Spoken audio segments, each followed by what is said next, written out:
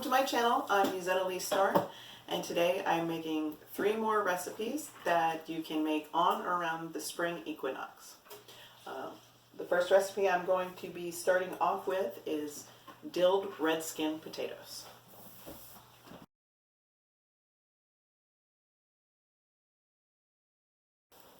So, pretty simple recipe. We're going to start off with roughly 2 pounds of red skin potatoes, some sea salt, olive oil, and fresh dill. We're going to cut these potatoes up and stick them into the pan that I'm using. This is roughly an 8x8. You can use an 8x8, a 9-inch, you know, whatever you have that will hold the potatoes.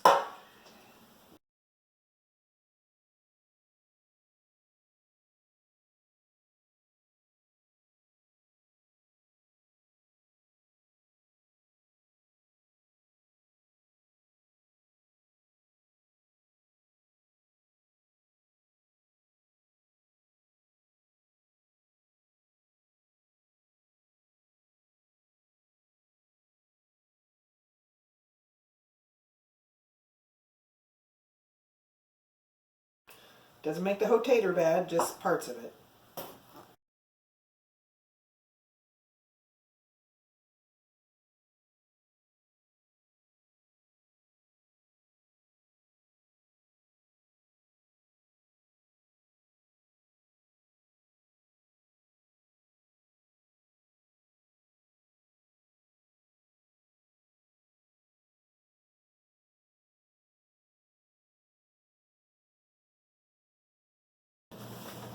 So now I'm going to toss the potatoes with some olive oil, add the sea salt and then a little bit more olive oil, and I'm going to stick them in the oven at 350 degrees for about an hour and a half and stir them throughout that time to make sure that everything gets evenly toasted. Eventually they'll come out looking crispy and with a nice soft center.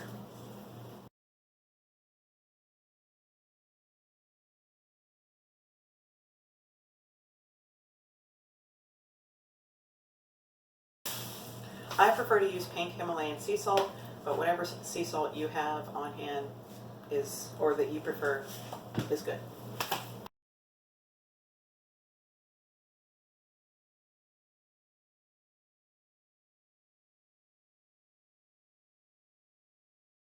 And then another drizzle of olive oil. And then we're going to stick that in the oven for an hour and a half, stirring it throughout. The dill doesn't get added until after the potatoes are roasted, and we will cut that up at that time. So the next recipe we'll be working on is a version of Scotch eggs. Instead of a soft-boiled egg, you'll have a hard-boiled egg in the center, and now we get to see the reveal of the naturally dyed boiled eggs with the onion skin. So let me go get that for you.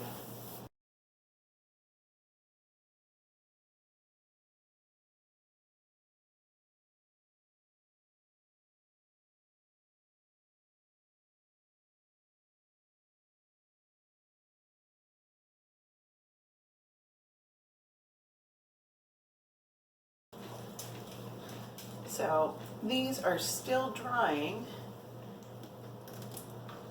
but as you can see, they came out kind of an orangey brown color.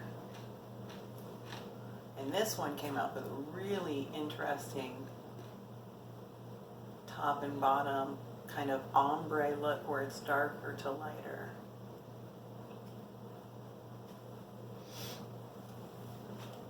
There's other ways to naturally dye eggs as well. You can use the pickled beet juice from pickled beets.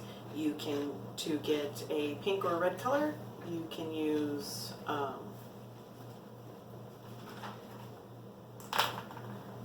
turmeric as well to get a yellow, soft yellow color. You can use vinegar and the outer shells or the outer leaves of a purple cabbage to get a robin's egg blue color as well.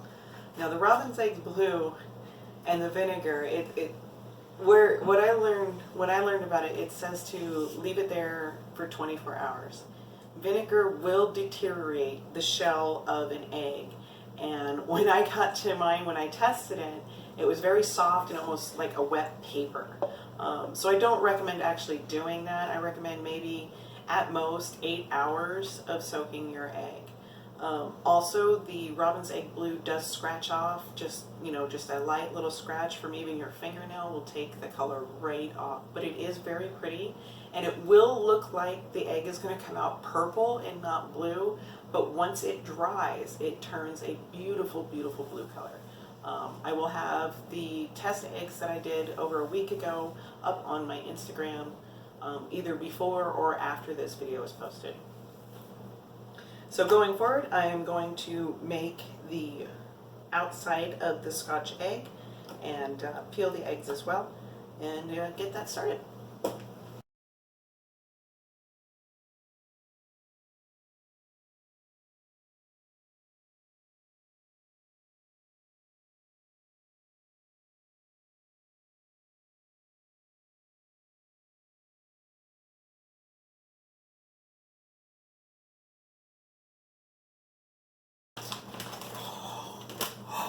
What's that? I didn't mess up a single egg!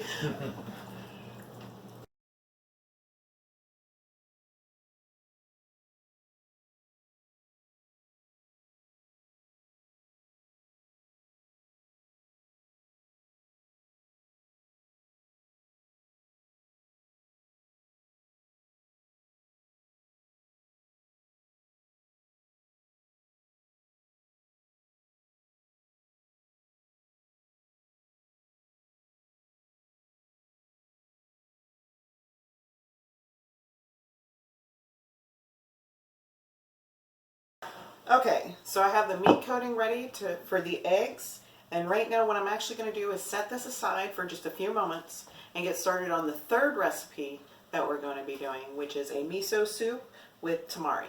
Just very basic, not a whole lot of ingredients. If you want to add tofu or green onion or any other things that you like to put in a miso soup, you may feel free to do that, but this is just going to be water, miso, and tamari sauce.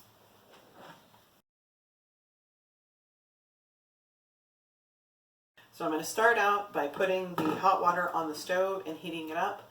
Once it gets to a temperature where I can't really touch it, I'm going to take about a cup out and mix in the miso soup and then add it back in and then let it cook a little bit more and also add in the tamari sauce. So here in a few moments I'm going to do my first check on the red skinned potatoes, mix them around a little bit more, and then get back to the Scotch eggs.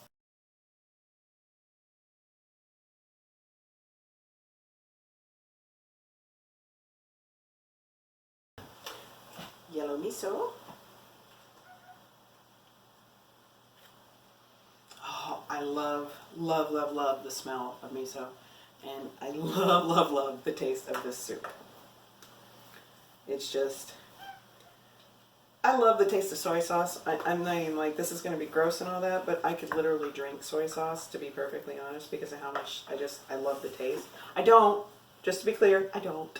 I usually save all my soy sauce consumption to, in meals, sauces and things like that. I try to avoid just eating plain soy sauce because of the fact that I would just drink it.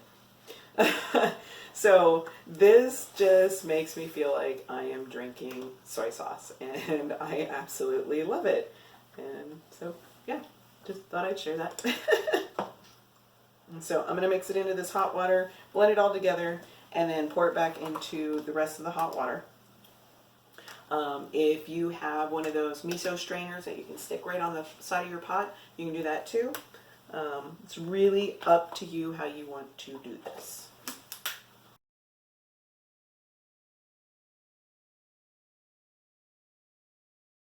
So just going to mix it up until it's good and dissolved in there, and then we're going to, like I already said a couple of times, just pour that right back in there, and then we're just going to keep it on a medium to low heat. Try not to let it boil. If it does, don't let it boil for too long. There's good enzymes and bacteria and things like that. I don't know exactly what it is, but it's good stuff for your tummy. and it helps with your stomach and things. I understand if you can't have soy, sorry. There's other things that do the same thing. It's kind of like a probiotic from what I understand. So I love it. It helps my tummy. So, and my husband, he enjoys it with some green onions on top and things like that. We're going to give it a try at another point with some good. Hello, Uru. Did you hear us talking about miso soup? Huh? Yeah. So we're going to give it a try sometime with some rice. Another time probably with some tofu. Try all kinds of different ways to enjoy it. So I'm just prepping everything before I start coating the eggs in the meat. Before you coat your eggs in your meat, you do want to roll your eggs in some flour to help with that meat coating stick to the eggs. Otherwise, it could fall apart while you're cooking them. Now, these did fall apart on me the last time I made them, so we will see what happens this time. The other thing I'm prepping is the pan with the oil. I'm only going to add a little bit more here because I finished off an older bottle. So I'm going to let that oil heat up. It's on about medium heat. I may switch it down to about medium-low here in a few minutes. I'm going to go wash my hands because it's stuck my fingers in it.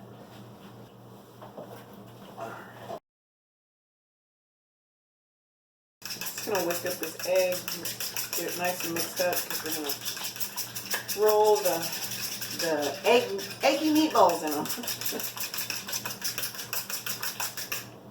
So there's that. Now we're just finished up rolling these in flour here. You want them good and coated, so.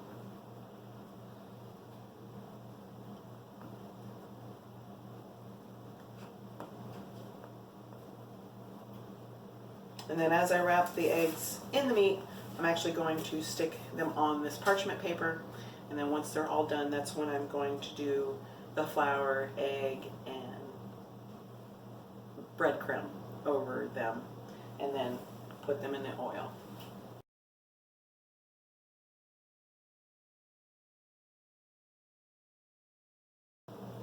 Now you're going to take a handful of your meat and stick your egg in here, right? And then try to mold that meat around that egg. And you just kind of press, and just get that meat molded around it. You need to add just a little bit more, add a little bit more. Try not to add too much because you want to make sure that you have enough for all your eggs. And you want to make sure everything is covered on the egg too. Or it could cause it to break open while you're cooking it.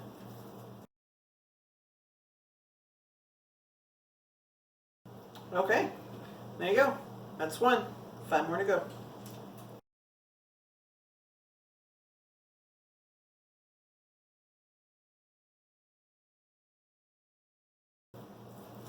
Now you want to try to get it as an even coat as you can, but I get it. It's an egg in the middle of a meatball, so might not be as easy to do.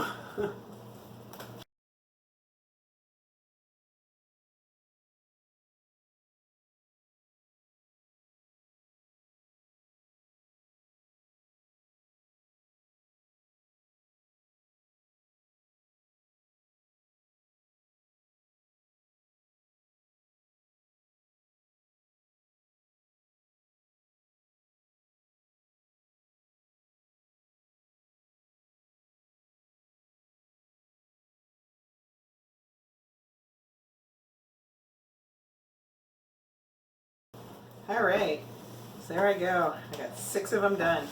I'm gonna go clean off my hands a little, although it's kind of gonna be pointless because, yeah, but here we go.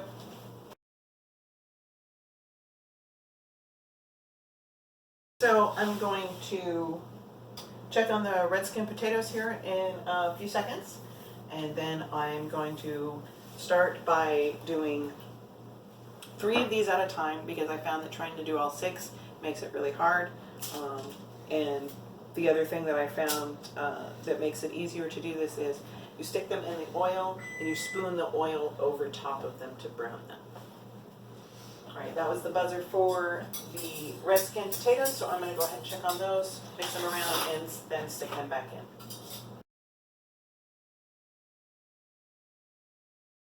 The potatoes are coming along real nice. This next half an hour, they're going to crisp up. They're already nice and soft. You can see them starting to come off on the spoon here.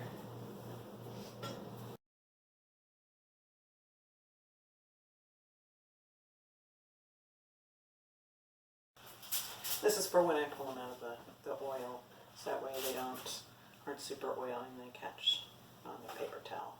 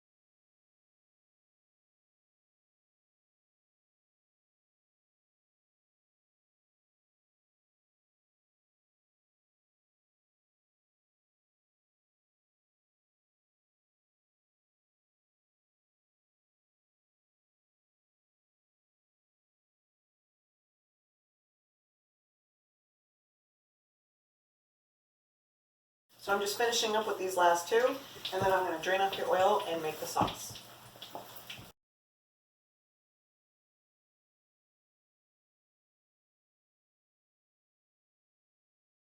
Now the miso soup is done at this point.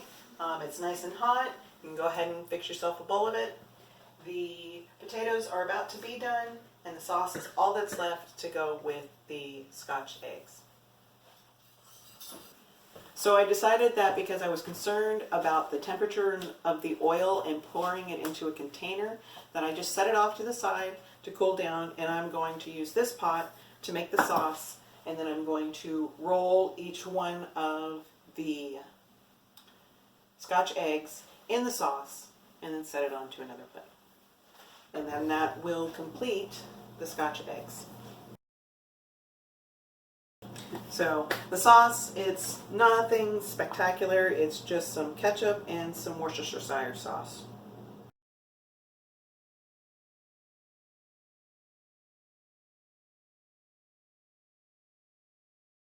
Now this is my own homemade Worcestershire sauce. I got it from one of my cookbooks. In a future video, I may show how this is made.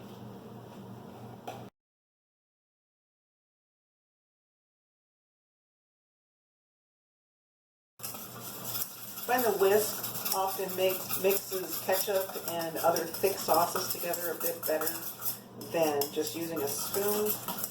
Whenever I use a spoon, there always seems to be like little clumps of ketchup or whatever thick sauce I might be using left in here.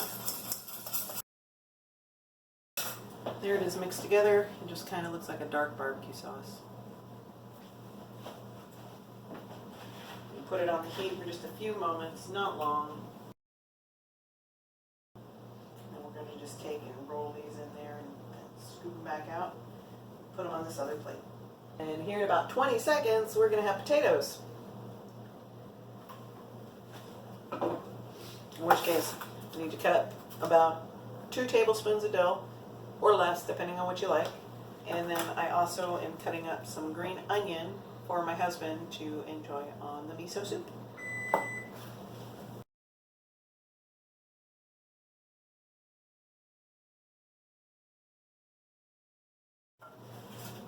Alright, we're going to get these rolled in the sauce here for just a quick second. Unfortunately, the first two had the oil a little bit too hot and they came out a little burned, but you know, it's not really any end of the world with burnt food.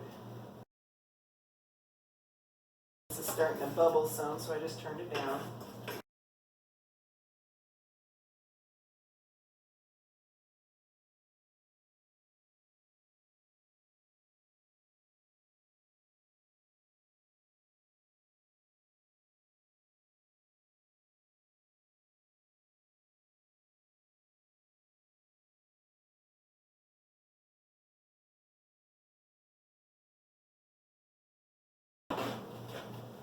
Okay,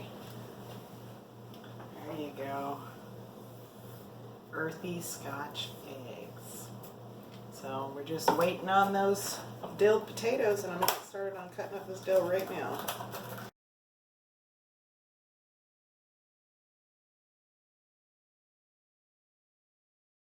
We like dill, but we don't like a lot of dill, so we're going to go with that amount there. Oh, but fresh dill, when you cut it up, it smells so good.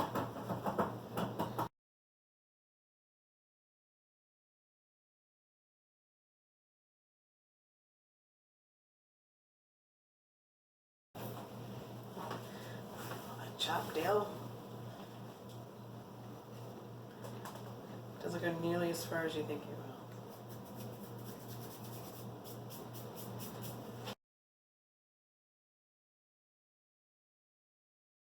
Alright, that's what the red skin dilled potatoes looks like.